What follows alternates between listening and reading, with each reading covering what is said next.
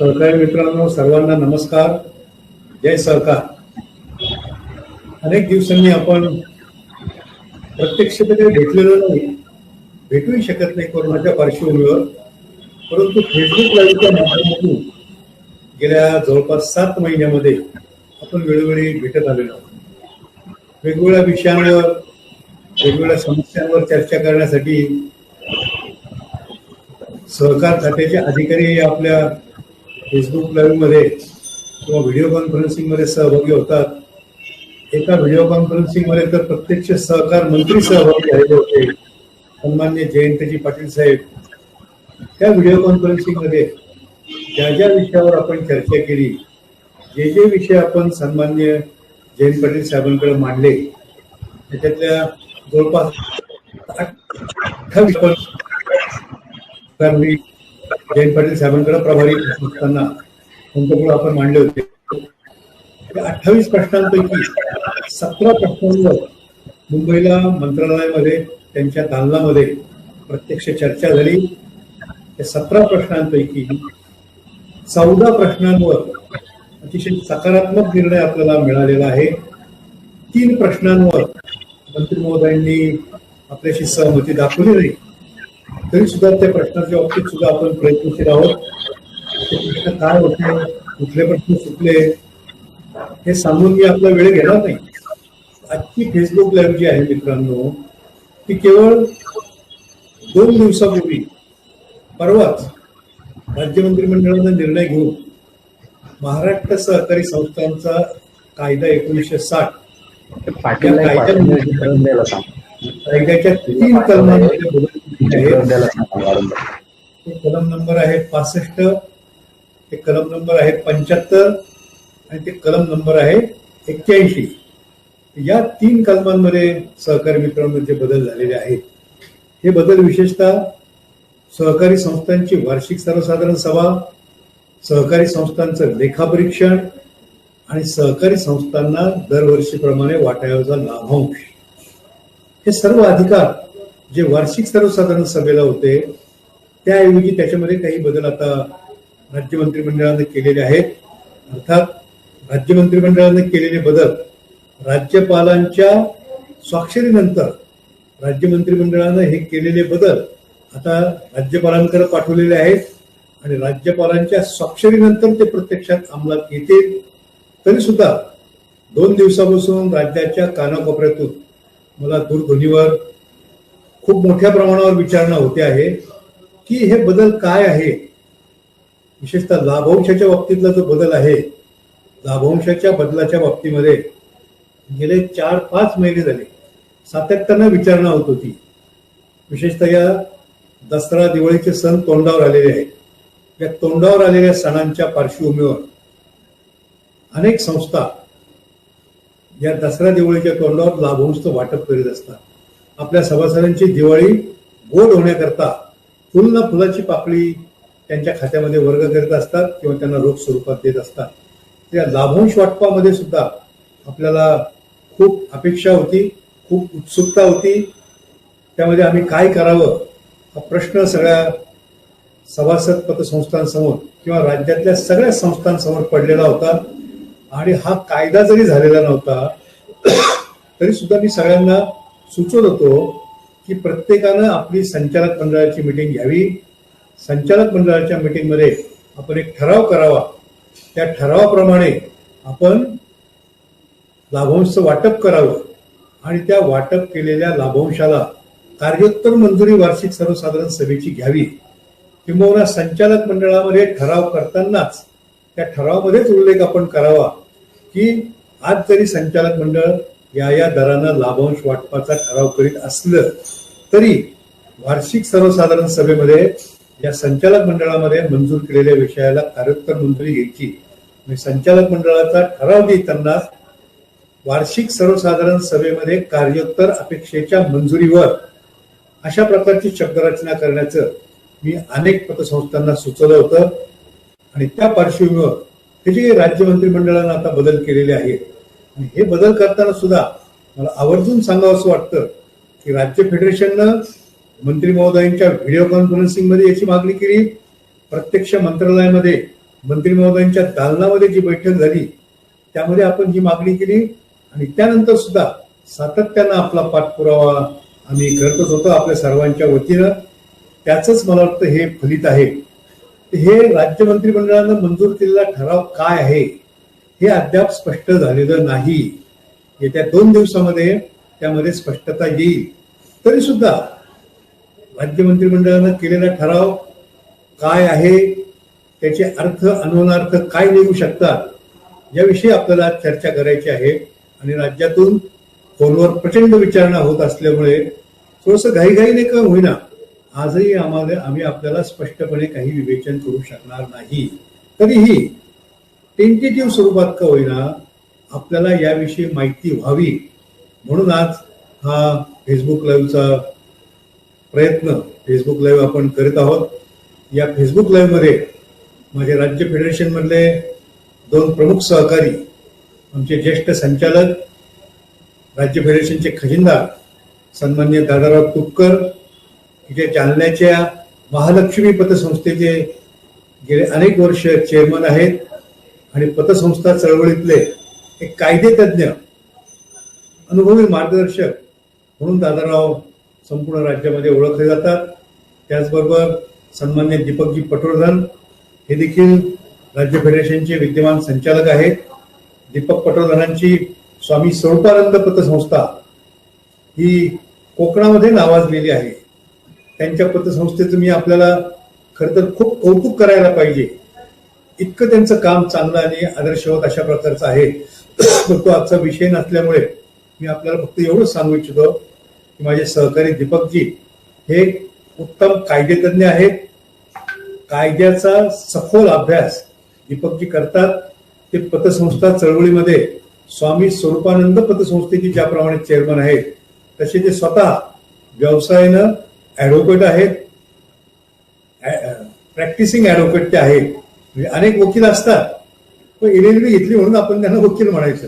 दीपकजी प्रत्यक्षामध्ये कोर्टामध्ये सुद्धा काम करतात. आपल्या सर्वांच्या वतीनं न्यायालय आणि प्रत्येक राज्य फेडरेशनच्या कार्यक्रमामध्ये ते कायदेशीर आपली बाजू मंत्रिमंडळाच्या सगळ्यांसमोर मांडत असतात. याबाबत माझ्यापेक्षा अधिक विवेचन दीपकजी पटवर्धन चांगल्या प्रकारे करू शकतील. आत्ताच दीपक महाडिकांची मला एक सूचना मिळते आहे की याच्यामध्ये स्पष्टता नाहीये. मंत्रिमंडळाच्या ठरावामध्ये निश्चितपणे नाहीये. राज्यपालांचा वटहुकूम निघाल्यानंतर ती स्पष्टता येईल. परंतु तरी सुद्धा ही राज्यपालांची वटहुकमावर सही होण्यापूर्वी सुद्धा आपण यामध्ये निर्णय कसा घ्यावा, काय घ्यावा यामध्ये दीपकजी पटवर्धन आणि दादाराव तुपकर आपल्या सगळ्यांना मार्गदर्शन करणार आहेत. तेव्हा आपण सुरुवात करूया. सर्वात प्रथम दीपकजींना विनंती करतो की हे जे काही कलम 65, कलम 75 आणि कलम 81 मध्ये बदल झालेला आहे या संदर्भात दीपकजी आपण विवेचन करावं. दीपकजी पटवर्धन. नमस्कार काकासाहेब. नमस्कार. सुरुवातीलाच तुमचं मनापासून अभिनंदन करेन आणि तुम्हाला धन्यवादही देईन, कारण पतसंस्थांच्या बाबतचे महत्वाचे प्रश्न तुम्ही राज्य स्तरावर केवळ उपस्थित केले नाहीत तर त्या संदर्भाने महाराष्ट्र मंत्रिमंडळाने निर्णयही घेतले. ही तुमच्या नेतृत्वाखाली पतसंस्था फेडरेशनची ताकद आहे आणि एक नवीन रूप पतसंस्था फेडरेशनचं आम्ही सर्व पतसंस्था संचालक हे अनुभवत आहोत. दिवाळी सणापूर्वी लाभांश दिला जावा. खरा तर तो लाभांश पगारदार पतसंस्था जून मध्येच वितरित करत असतात. मात्र कोविडच्या या पार्श्वभूमीवर हा विषय लांबला होता. वार्षिक सर्वसाधारण सभेला मुदतवाढ मिळावी म्हणून मागणी आपण सातत्याने करत होतो. त्याही संदर्भात मंत्रिमंडळाने निर्णय केला आहे. ऑडिटरच्या नियुक्ती संदर्भातही काही विषय उत्पन्न झाले होते. त्या संदर्भातही मंत्रिमंडळाने निर्णय केला आहे. या निर्णयाकडे जाण्यापूर्वी मी थोडीशी पार्श्वभूमी तुम्हाला सांगतो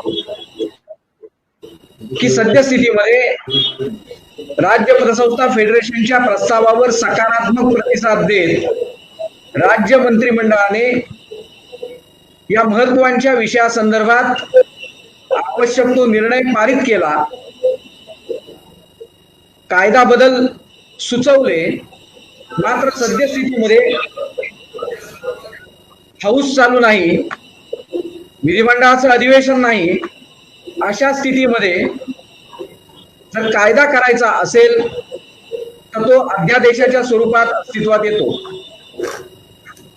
राज्य मंत्रिमंडळाने मंजूर केलेले विषय हे मंजुरीसाठी राज्यपाल महोदयांकडे जातील आणि राज्यपाल महोदयांची त्यावर स्वाक्षरी झाली किंवा त्यांची मंजुरी मिळाली की मग त्याचे अध्यादेश होतील आणि अध्यादेश झाले की त्यानुसार सहकार खातं या सर्व संदर्भात आपापली परिपत्रकं ही निर्गमित करतील. म्हणजे सद्यस्थितीमध्ये मंत्रिमंडळाने घेतलेले निर्णय हे कार्यान्वित करण्यासाठी आपल्याला थेट पद्धतीने उपयोगात नाहीत, मात्र राज्यपाल महोदयांच्या स्वाक्षरीनंतर त्याचं रूपांतर अध्यादेशामध्ये होईल आणि त्या अध्यादेशांच्या अनुषंगाने सहकार खातं आपल्याला पाहिजे ज्या काही मागण्या आपण केल्या त्यानुसार मंत्रिमंडळाने घेतलेल्या निर्णयानुसार कायद्यामधले आवश्यक बदल करत ती परिपत्रकं निर्गमित करतील. ही आहे कार्यपद्धती. म्हणजे सद्यस्थितीमध्ये मंत्रिमंडळाने आपल्याला अपेक्षित असलेले बदल हे कायद्यामध्ये करायला परवानगी दिलेली आहे. या परवानगीला अध्यादेशाचं स्वरूप प्राप्त झालं की त्या अनुषंगाने आवश्यक असणारी परिपत्रकं ही निर्गमित होतील आणि त्याप्रमाणे आपण कार्यवाही करू शकू. 31 मार्च पर्यंत वार्षिक सर्वसाधारण सभा घेण्याचा निर्णय यापूर्वीच मंत्रिमंडळाने घेतलेला आहे.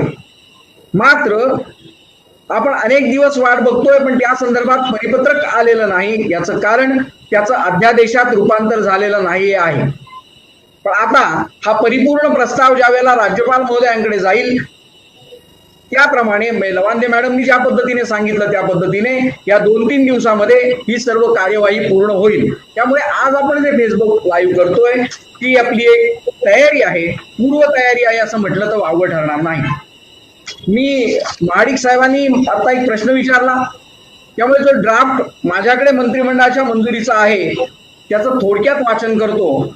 पहिला पॅरेग्राफ काही मी वाचत नाही, दुसरा पॅरेग्राफ आणि तिसरा पॅरेग्राफ वाचणं मला रिलिव्हंट वाटतं.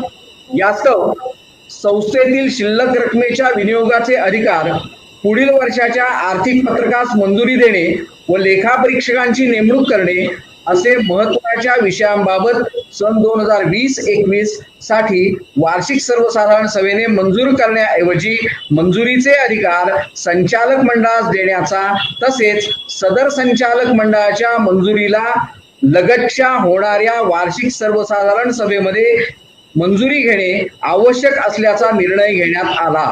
तसेच ज्या संचालक मंडळाचा शिल्लक असलेला कालावधी 2.5 वर्षापेक्षा कमी आहे अशा संचालक मंडळातील रिक्त पदे त्या प्रवर्गातील आहेत त्याच प्रवर्गातील सदस्यांमधून नामनिर्देशनाने भरण्याचा अधिकार संचालक मंडळाला असेल असा निर्णय घेण्यात आला.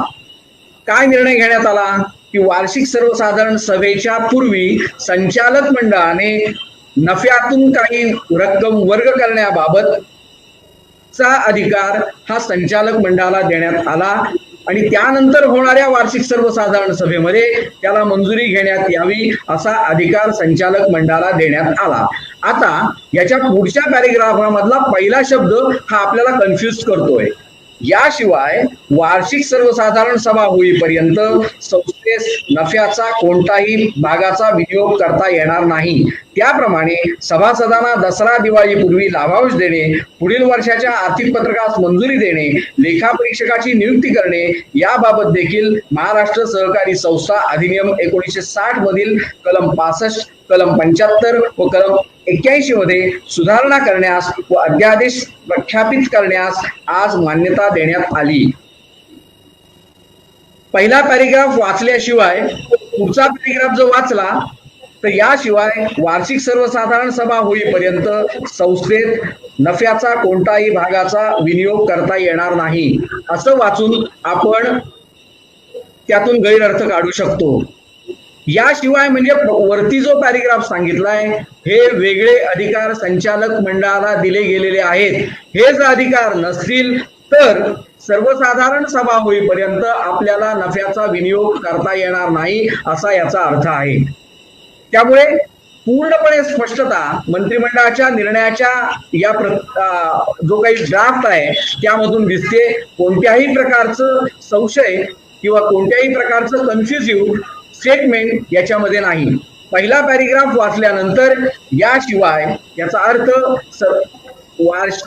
संचालक मंडळाला या पॅरेग्राफ मध्ये म्हटल्याप्रमाणे अधिकार दिल्याशिवाय हे जर अधिकार नसतील तर वार्षिक सर्वसाधारण सभा झाल्याशिवाय अशा प्रकारे नफ्याचा विनियोग करता येणार नाही असा याचा अर्थ आहे. त्यामुळे या मंत्रिमंडळाच्या निर्णयाप्रमाणे कलम 75, कलम 65 आणि कलम 81 मध्ये दुरुस्ती करायला मंत्रिमंडळाने मंजुरी दिली आहे. आता आपण कलम 65 याचा थोडासा अन्वयार्थ लावूया. तो कुठे आपल्याला आवश्यक आहे तर या कलम 65 मध्ये आपण आर्थिक स्टेटमेंट तयार करतो. जो नफा येतो त्याची विगतवारी करण्याचा, रिझर्व्ह फंड काढण्याचा, डिव्हिडंड जाहीर करण्याचा असे जे काही प्रकार असतात ते या 65 कलमाच्या माध्यमातून केले जातात. 65 कलमामध्ये या संदर्भात तरतुदी आहेत. ते ह्याच्यामध्ये असं म्हटलेलं आहे, provided that no part of the profit shall be appropriated except with the approval of annual general meeting and in conformity with the act and bylaws of the society. म्हणजेच वार्षिक सर्वसाधारण सभेच्या मंजुरीशिवाय निव्वळ नफ्यातली कोणतीही रक्कम ही विनियोगात आणता येणार नाही असं 65 कलम मूळ 65 कलम सांगतं. आता जे आपण आधी मंत्रिमंडळाचा निर्णय वाचला त्यानुसार हे अधिकार वार्षिक सर्वसाधारण सभा होण्यापूर्वी संचालक मंडळाला दिलेले आहेत. त्यामुळे या 65 कलमामध्ये वार्षिक सर्वसाधारण सभेच्या मंजुरीनंतर विनियोग हा जो भाग आहे याच्यामध्ये अमेंडमेंट येईल. या संदर्भात अध्यादेश पारित होईल. म्हणजेच संचालक मंडळ निव्वळ नफ्याची विगतवारी ही करू शकेल. तो अधिकार आत्तापुरता संचालक मंडळाला दिलेला आहे. मात्र हा मंजूर केलेला जो काही नफा आहे किंवा नफ्याची वाटणी आहे त्या वाटणी संदर्भातला प्रस्ताव नंतर होणाऱ्या वार्षिक सर्वसाधारण सभेपुढे ठेवून त्याला मंजुरी घेणं हे क्रमप्राप्त असणार आहे. त्यामुळे कलम 65 मध्ये वार्षिक सर्वसाधारण सभेच्या मंजुरीनंतर नफ्याची वाटणी करता येईल किंवा त्याचा विनियोग करता येईल हे जे कलम ही जी शब्दरचना आहे त्याच्यामध्ये अध्यादेश निघाल्यानंतर बदल होईल आणि त्यामध्ये संचालक मंडळाला हे अधिकार नफा वाटणीचे दिले गेलेले आहेत असा अंतर्भाव होईल. आता कलम 75 हे वार्षिक सर्वसाधारण सभेचं कलम आहे. या वार्षिक सर्वसाधारण सभेमध्ये आपल्याला 31 मार्च पर्यंत मुदत दिल्याची आपण मंत्रिमंडळाचा यापूर्वीचा निर्णय ऐकलेला आहे. त्या संदर्भात किती काही अमेंडमेंट आहे म्हणजे 30 सप्टेंबर पर्यंत ही आपल्याला मुदत होती ती आता 31 मार्च पर्यंत दिली गेलेली आहे. असा नवीन अध्यादेश अस्तित्वात येईल. त्यामुळे कलम 75 मध्ये त्यानुसार बदल केले जातील. तसंच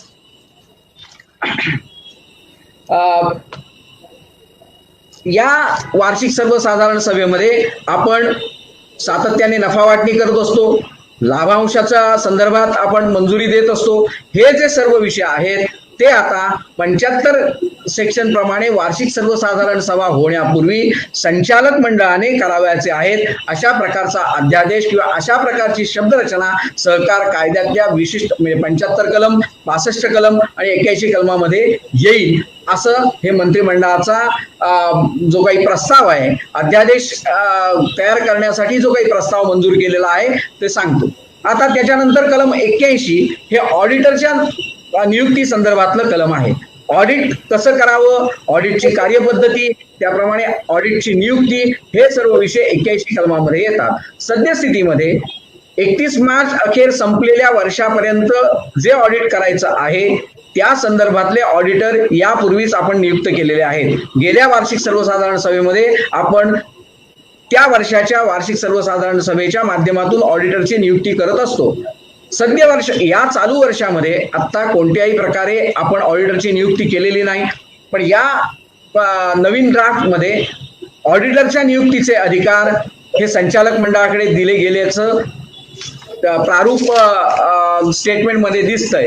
मात्र ऑडिटरची नियुक्ती 31 मार्च पर्यंत आपण केली तरी कोणतीही अडचण होणारी नाही. मात्र जर आपल्याला संचालक मंडळाला जर अधिकार मिळालेले असतील तर त्यानुसार ऑडिटरची नियुक्ती आपल्याला करता येईल. मात्र या संदर्भात अध्यादेश आपल्या समोर आल्याशिवाय अधिक स्पष्टता येणार नाही. त्याचप्रमाणे वार्षिक सर्वसाधारण सभेमध्ये आपण रेक्टिफिकेशन रिपोर्ट हे सुद्धा सादर करत असतो आणि त्याला मंजुरी घेत असतो. सद्यस्थितीमध्ये ऑडिट रिपोर्ट ज्यांचे प्राप्त झालेले आहेत त्यांना 90 दिवसामध्ये रेक्टिफिकेशन पाठवणं आवश्यक असतं.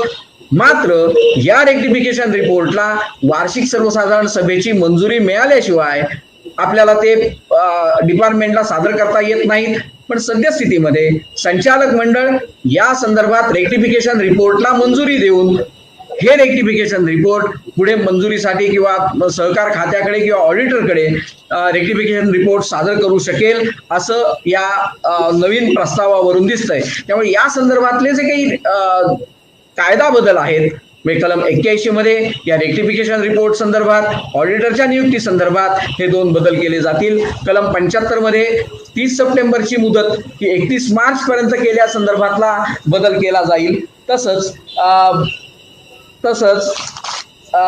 75 कलमातल्या कलम 2 मध्ये रेक्टिफिकेशन रिपोर्ट आणि ऑडिटरची नियुक्ती या संदर्भातली जी कलमं आहेत त्या संदर्भातले ही बदल हे नवीन अध्यादेशाच्या माध्यमातून प्राप्त होतील.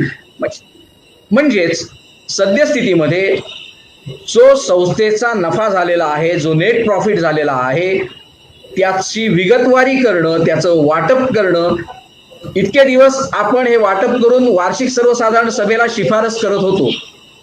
आता या संदर्भातला वाटपाचा विषय पूर्ण करून त्या नफ्याची विगतवारी करून त्याचा विनियोग करण्याचे अधिकार हे संचालक मंडळाला मिळालेले आहेत.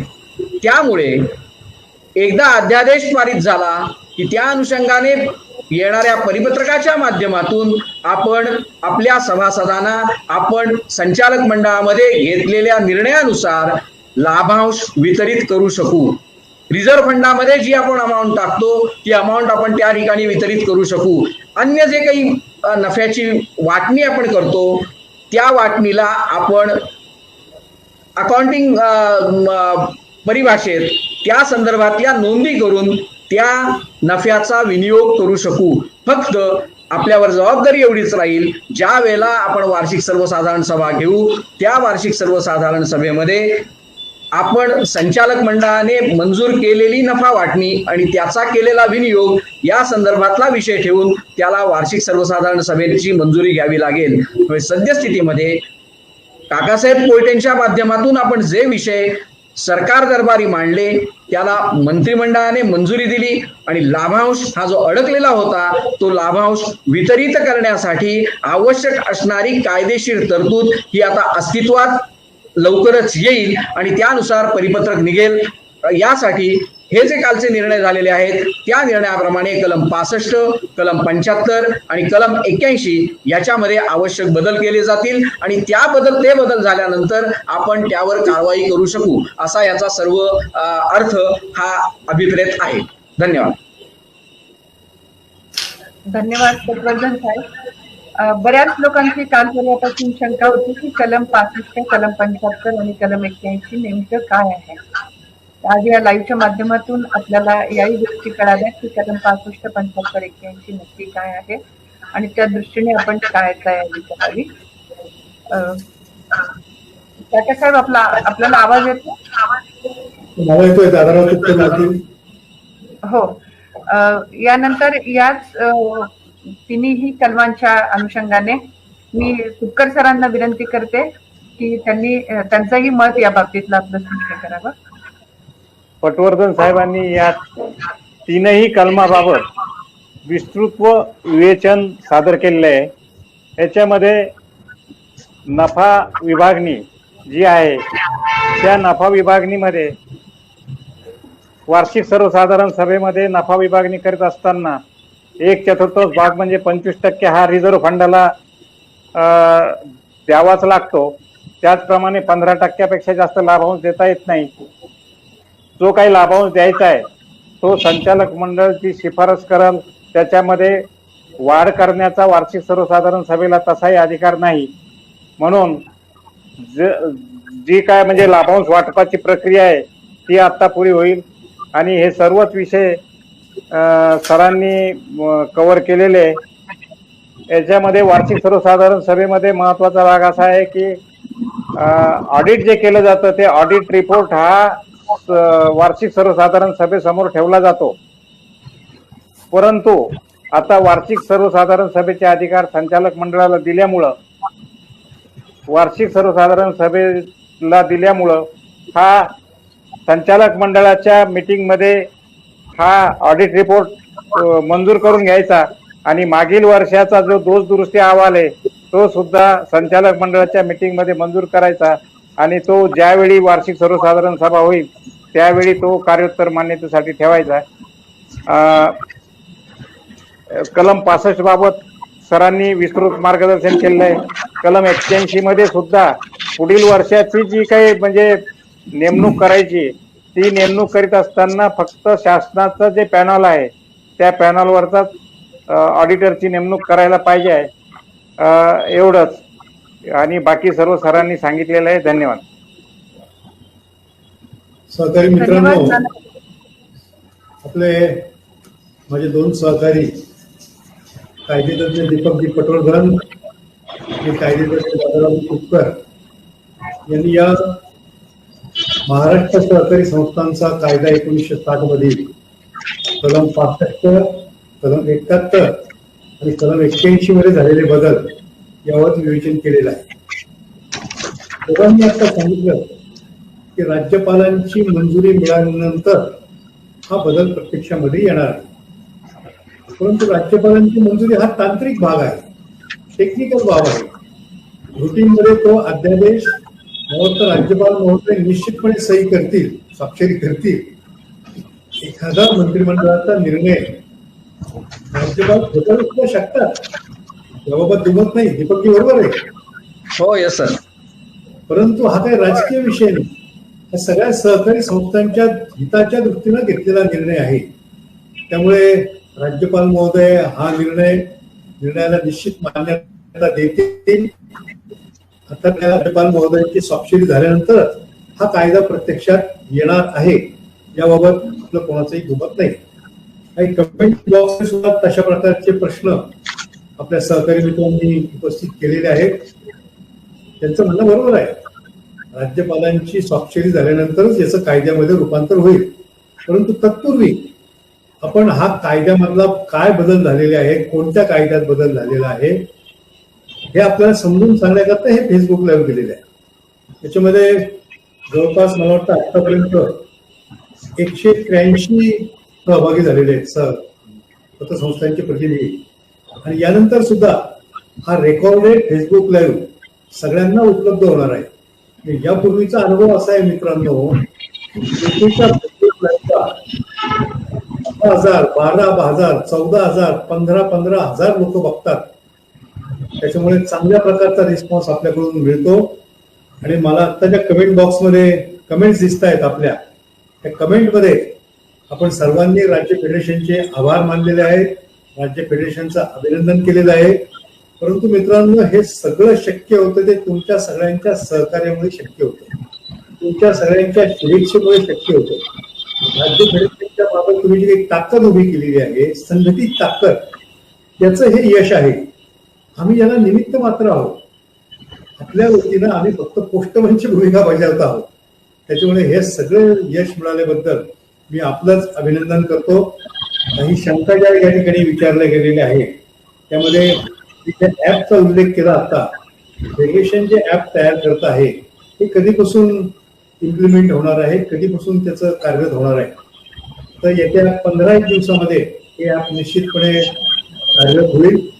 परंतु हे ऍप कार्यरत होण्यापूर्वी हे ऍप काय आहे, या ऍप मध्ये आपल्याला राज्य फेडरेशन कुठल्या कुठल्या सेवा देणार आहे, कुठल्या कुठल्या सर्व्हिसेस देणार आहे याचं विवेचन करणारं सुद्धा एक फेसबुक लाईव्ह येत्या 4 ते 5 दिवसात आम्ही घेणार आहोत. ऍप संबंधी ज्यांची शंका आहे, मला वाटतं रत्नाकर कलामकर यांनी ती शंका विचारलेली आहे. या फेसबुक लाईव्ह मध्ये प्रदीप साहेब या आपल्या सगळ्या शंकांचं निश्चितपणे निरसन होईल याची खात्री बाळगा आणि आपण सर्वांनी या ऍपचा लाभ घ्यावा.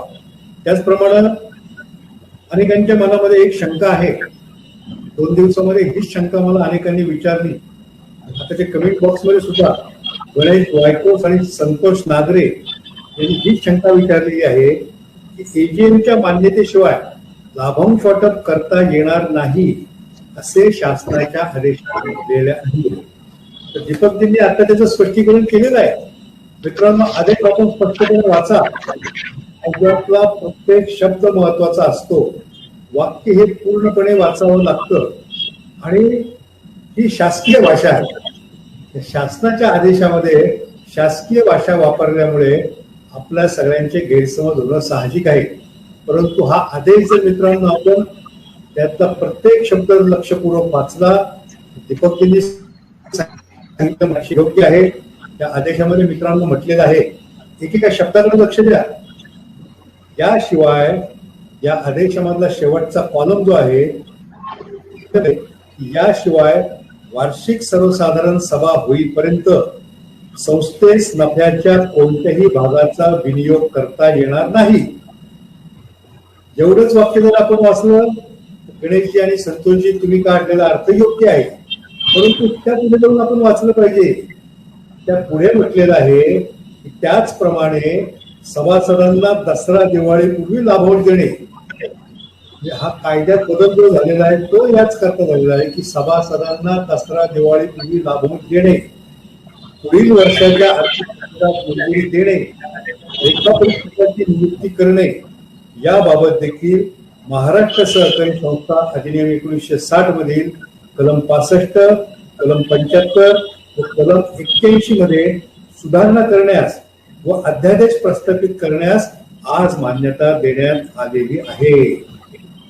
म्हणजे प्रश्न असा आहे की याला या ठरावांमुळे, मंत्रिमंडळाच्या ठरावांमुळे मान्यता देण्यात आलेली आहे. जरी लाभांश वाटप आपल्याला वार्षिक सर्वसाधारण सभेच्या मान्यतेशिवाय करता येत नसेल कलम 65 प्रमाणे, तरी सुद्धा संचालक मंडळात त्याचे अधिकार देण्याबाबतच्या या कलमामध्ये दुरुस्ती करण्यास राज्य मंत्रिमंडळानं मान्यता दिलेली आहे. त्यामुळे निश्चितपणे आपण मांडलेली जी काही भूमिका होती शासनासमोर, ती भूमिका राज्य शासनानं मान्य केलेली आहे. स्पष्टपणे याचा अर्थ आहे. त्याबाबत कुठलाही गैरसमज मला वाटतं प्रत्येकानं आपल्या आपल्या मनामध्ये ठेवू नये. लाभांश वाटप करण्याकरता संचालक मंडळाची मीटिंग घेण्याकरता एक 4-5 दिवस वाट बघायला काही हरकत नसावी. आणखी जे काही 2 कलम आहेत हे सुद्धा बदल आपण राज्य फेडरेशनने केल्याप्रमाणे मंत्री महोदयांनी यापूर्वीच मान्य केले होते. कोणते बदल? की वार्षिक सर्वसाधारण सभा घेण्याला 31 मार्च पर्यंत मुदत देण्यात आलेली आहे आणि वार्षिक सर्वसाधारण सभा होण्यापूर्वी जे आपल्याला लेखापरीक्षण आपलं पूर्ण करावं लागतं, ते लेखापरीक्षण पूर्ण करण्यापूर्वी 31 डिसेंबर पर्यंत मुदत देण्यात आलेली आहे. माझी आपल्याला सगळ्यांना विनंती आहे की लेखापरीक्षण करण्याकरता सुद्धा आपल्याला अजून भरपूर वेळ आहे. राज्य जी काही वार्षिक सर्वसाधारण सभा आहे ती घेण्यासाठी सुद्धा आपल्याला भरपूर वेळ आहे. चांगल्या प्रकारचे बदल हे शासनाने केलेले आहे. मी आजच्या फेसबुक लाईव्ह प्रसंगी जे काही बदल केले त्याबद्दल राज्यातल्या सगळ्या तमाम पतसंस्था सर्वांच्या वतीनं सन्माननीय मंत्री महोदयांना धन्यवाद देतो. सन्माननीय मुख्यमंत्री महोदयांना धन्यवाद देतो. राज्य मंत्रिमंडळाच्या सर्व सदस्यांना धन्यवाद देतो. अर्थात धन्यवाद जरी दिले तरी आपल्या अपेक्षा सुद्धा अजून आहेत. आपल्या अपेक्षा, आपल्या मागण्या संपलेल्या नाही. एका बाजूला धन्यवाद, दुसऱ्या बाजूला आपल्या अपेक्षा सुद्धा राज्य मंत्रिमंडळासमोर आपल्याला मांडायच्या आहेत. त्याकरता आपल्याला पुन्हा आपले प्रयत्न जारी ठेवायचेच आहेत. मी आपल्या सर्वांच्या माहितीकरता सांगू इच्छितो. मी आता सांगितलं की मंत्री महोदयांसमोर आम्ही एकूण 28 प्रश्न मांडले होते. त्या 28 प्रश्नांपैकी 17 प्रश्नांचा त्यांनी जवळपास 2 तास मंत्री महोदयांच्या दालनात तब्बल 2 तास 10 मिनिटं याच्यावर मिटिंग झाली. या 2 तासामध्ये 17 प्रश्नांवर 28 प्रश्नांपैकी 17 प्रश्नांवर चर्चा झाली. त्याच्यामध्ये 3 प्रश्नांबाबत मंत्री महोदयांनी आणि अधिकारी महोदयांनी असहमती दर्शवली. तरी 14 प्रश्नांबाबत अधिकारी आणि सन्माननीय स्वतः मंत्री महोदय आपल्या मताशी सहमत झालेले आहेत. त्या मिटिंगचं मंत्रिमंडळात त्या आपल्या मंत्रालयात झालेल्या मिटिंगचं प्रोसिडिंग सुद्धा झालेलं आहे. त्या प्रोसिडिंगची कॉपी सुद्धा आपल्याकडे आहे. परंतु या प्रोसिडिंग प्रमाणे जे काही अध्यादेश काही परिपत्रक अजून निघणं बाकी आहे त्याकरता आपल्याला वाट बघावी लागणार आहे. आपण खूप प्रयत्न आपल्या राज्य फेडरेशनच्या सर्व व्यवस्थापका सुरेखाताई लवांडे या दिवसातनं 2-2, 3-3 चक्रा सहकार्यायुक्त कार्यालयात मारतात. परंतु मराठीत म्हण आहे ना, म्हणतात ना, सरकारी कामाने 6 महिने थांब. अशा पद्धतीनं 6 दिवस का होईना आपल्याला थांबावं लागणार आहे. दरम्यान गेल्या 8 तारखेला मंत्री महोदयांचा सन्मान सोहळा आम्ही आयोजित केला होता. कृतज्ञता सोहळा सांगलीमध्ये आयोजित केला होता. परंतु आपल्या सगळ्या मागण्यांबाबत आपलं परिपत्रक न निघाल्यामुळे हा कृतज्ञता सोहळा आपण स्थगित केलेला आहे. मंत्री महोदयांना आपल्या सर्वांच्या वतीनं आम्ही स्पष्टपणे सांगितलं की जोपर्यंत या आमच्या सगळ्या प्रश्नांची तड लागणार नाही, आम्हाला न्याय मिळत नाही, तोपर्यंत आपल्याप्रती कृतज्ञता आम्ही व्यक्त करणार नाही. आपल्याला धन्यवाद निश्चितपणे देऊ. 3 प्रश्न का होईना आपण परिपत्रक काढून मार्गी लावले. आताही नव्यानं 3 प्रश्न मार्गी लागलेले आहेत. तरी सुद्धा या 17पैकी 14 मागण्यांवर अद्याप पतसंस्थांच्या 14 मागण्यांवर परिपत्रक निघणं प्रलंबित आहेत. याबाबत आणखी यश आपल्याला जोपर्यंत मिळत नाही तोपर्यंत हा कृतज्ञता सोहळा आम्ही आयोजित करणार नाही. आणि केलाच काही प्रश्न आपले मार्गी लागले तरी कृतज्ञता सोहळा आणि आपल्या अपेक्षा त्यांच्या समोर मांडण्याकरताच एक कार्यक्रम आपण निश्चितपणे घेऊया. परंतु या कोरोनामुळे आपल्याला त्या कार्यक्रम मोठ्या प्रमाणावर कदाचित करता येणार नाही. तर प्रमुख पदाधिकाऱ्यांनी त्या कार्यक्रमाला निश्चितपणे हजर राहावं. आज सुद्धा या फेसबुक लाईव्हला खूप चांगल्या प्रकारचा प्रतिसाद आपण दिलेला आहे. जवळपास पाऊण तास झाले आपण 150-200च्या वर लोक या फेसबुक लाईव्ह मध्ये जोडलेले आहोत. आणि यानंतर सुद्धा हे रेकॉर्डेड फेसबुक लाईव्ह आम्ही राज्य फेडरेशनच्या युट्यूब चॅनलवर फेसबुक पेजवर प्रकाशित करणार आहोत. युट्यूब चॅनल सुद्धा मित्रांनो आपण बघत चला. आतापर्यंत जे फेसबुक लाईव्ह झाले ते सगळे युट्यूब चॅनलवर आपल्याला राज्य फेडरेशनच्या युट्यूबवर आपल्याला बघायला मिळतील. फेसबुक पेजवर बघायला मिळतील. अत्याधुनिक तंत्र वापरायला आपण सर्वांनी सुरुवात केली पाहिजे आणि तोच सध्या आपल्याला चांगला पर्याय निश्चितपणे आहे. तेव्हा मी आपल्या सगळ्यांना या फेसबुक लाईव्ह मध्ये सहभागी झालेल्या सर्व सहकारी मित्रांना आणि सहभागी झालेल्या न मित्रांना सुद्धा मी धन्यवाद देतो. ते सुद्धा हे फेसबुक लाईव्ह बघणार आहेत. त्यांनी ज्यांनी काही प्रश्न विचारलेले आहेत त्या काही प्रश्नांचं मी आपल्याला समाधान करण्याचा प्रयत्न निश्चितपणे केलेला आहे. यानंतरही काही आपले प्रश्न असतील तर आपण दूरध्वनीद्वारे आम्हाला विचारू शकता. आणि राज्य फेडरेशनचे सर्व सहकारी आमचे दूरध्वनी तुम्हाला 24 तास खुले आहेत. 24 तास मी जाणीवपूर्वक सांगतो आहे. 24 तास, 12 तास नव्हे. मित्रांनो, या कोरोनाच्या काळामध्ये सुद्धा रात्री 12-12, 1-1 वाजता सहकारी मित्रांचे मला फोन येत होते. अतिशय धास्तावलेली होती सहकारी पतसंस्थांची चळवळ. तर रात्री 12-12, 1-1, 2-2 वाजता सुद्धा मी त्यांचं समाधान केलेलं आहे. त्यांचे प्रश्न काय होते, त्यांच्या समस्या काय होत्या, मी त्यांचं काय समाधान केलं या ठिकाणी सांगून मी विषयांतर करणार नाही. एखाद्या कार्यक्रमामध्ये निश्चितपणे त्याबाबत मी आपल्याशी बोलेल. पुन्हा एकदा मी आपल्या सगळ्यांना धन्यवाद देतो आणि आपल्या सगळ्यांसमोर या प्रश्नाचं चांगल्या प्रकारे विवेचन केल्याबद्दल खर तर माझे सहकारी आहेत दोघेही, त्यांचा आभार मानण्याचं कारण नाही. परंतु सगळ्या पतसंस्था चळवळीच्या वतीनं दीपकजी पटवर्धन आणि दादाराव चितकर यांना मी मनापासून धन्यवाद देतो.